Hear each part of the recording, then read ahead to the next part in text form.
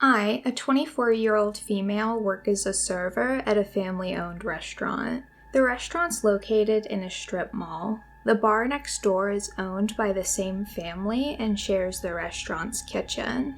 The bar serves a limited menu consisting of items from the restaurant, like appetizers and pizza. Due to us being short-staffed, like many places lately, we only had the bar open this weekend. My Saturday shift was scheduled at the bar. I'd never worked at the bar before. I went in for closing shift at a much later time than I'd normally go in, as the bar doesn't close until 2 a.m. That considered, I knew I was lucky if I could get out by 3 a.m. We were extremely busy in the early hours of the evening. Lots of takeout orders were coming in since the restaurant was closed. I had a few tables that were eating outside, so I was in and out of the patio door. The patio door is located right next to the bar. There was this bartender. For the sake of this story, I'll call him James. I had never worked with James before.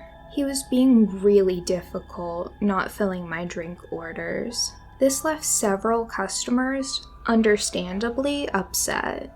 I had been waiting on 2 whiskey sours for over 10 minutes. James was just flirting with the 2 young ladies sitting at the bar. Honestly, they didn't even look old enough to be drinking. I'd had it at this point, and I knew how to make some drinks. I didn't have a bartending license, but I couldn't take it anymore.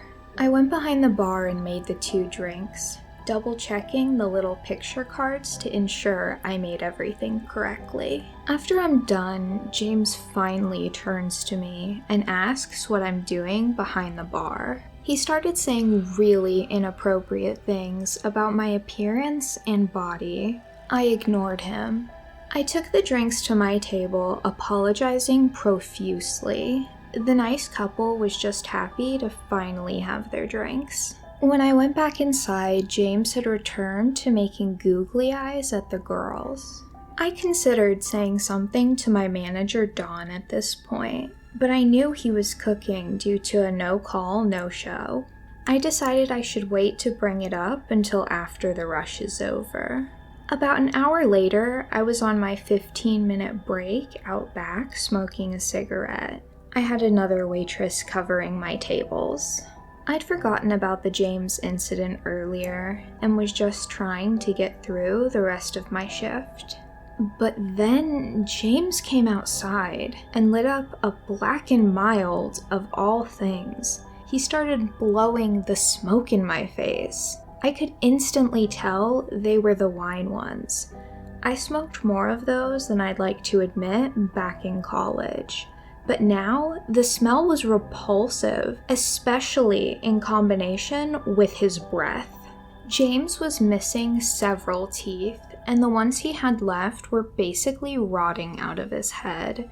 I just rolled my eyes, trying to smoke what remained of my cigarette and go back inside as fast as possible. James turned to me and said, "You're hot when you're angry. I like a feisty girl that will put up a fight." I screamed, "Get off me!" and slapped him across the face with my lit cigarette in hand. I burnt my palm and his cheek with the cherry. After that, he released his grip on me, and I ran inside to find Dawn. But as I asked everyone where Dawn was, they said he'd left early to go to his son's football game. I was freaking out, unsure of what to do. At this point, James was technically the manager on duty. It wasn't like I had enough evidence to call the cops on him, and I technically just assaulted him. There were only 3 hours left to my shift at this point. I told another waitress, Allie, who was covering my tables, what happened. She said she didn't mind covering for me for the rest of my shift, and I should go home and talk to Dawn in the morning.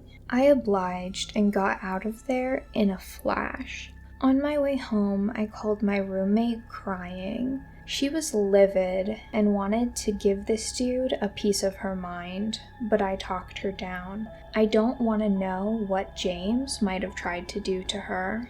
After I got home, I stripped down and entered the scorching water, scratching my skin off, trying to get his wretched stench off of me. I wanted to feel clean again. I went into work early the next day to talk to Dawn. When I arrived, I saw 3 cop cars in the parking lot. I felt my stomach sink instantly, and I became weak in the knees. I took a deep breath. Maybe they were just there for a bite to eat, but the clock read 8:30 a.m., and the restaurant didn't open until 10 a.m. I ran inside as quickly as I could and saw the 3 officers speaking to Dawn. Dawn looked more serious than I'd ever seen him before. When he saw me, he perked up. Reaching in my direction, he said, "Hannah worked last night. Maybe she can help answer some of your questions." I joined the 4 of them standing around the counter and asked, "What the hell is going on?" The female officer turned to me, revealing a picture of a very young, familiar-looking girl with brown curly hair. "Did you see this young lady last night?" Then it hit me like a freight truck. It was one of the underage girls James was talking to at the bar last night. "Yes, ma'am. She was sitting at the bar when I had left at 11 p.m. She'd been there with another young lady at 6 p.m. when my shift started. Around 10 p.m., the other girl left after receiving a phone call. James had been flirting with both of the ladies that night." Dawn shot me a perturbed look when I said I had left at 11 p.m. "Her name's Cassie. She was reported missing this morning. Her mama said she never came home last night. Who's James?" I explained the events that took place involving James that prior night. The cops requested all of James's information from my manager, and he went to the back room to get it. But first, he told the officers James's rusted white pickup was in the parking lot. I asked the police officers if it was okay if I stepped out for a smoke. They didn't mind, and the female officer even asked to join me. The other 2 officers went to check out the truck. I offered her a cigarette and she declined, pulling out her own pack. I then asked her, should I have called the police last night regarding James's behavior? I personally would have, but I know many folks are hesitant to call us. I wish there was something I could do about that. My daddy was the county deputy sheriff for over 30 years. Then her walkie-talkie went off. "I think we got something." She gave me a friendly nod and said they'd be in touch as she walked away. They found a trail of blood around James's truck and a singular white sandal underneath. Cassie's mom confirmed it belonged to her daughter. James did not show up for his shift that evening or any shift thereafter. A month later, I went in for my shift and his truck was gone. In its place was the matching white sandal. Shockingly, this happened 2 years ago. No one has seen James or Cassie since.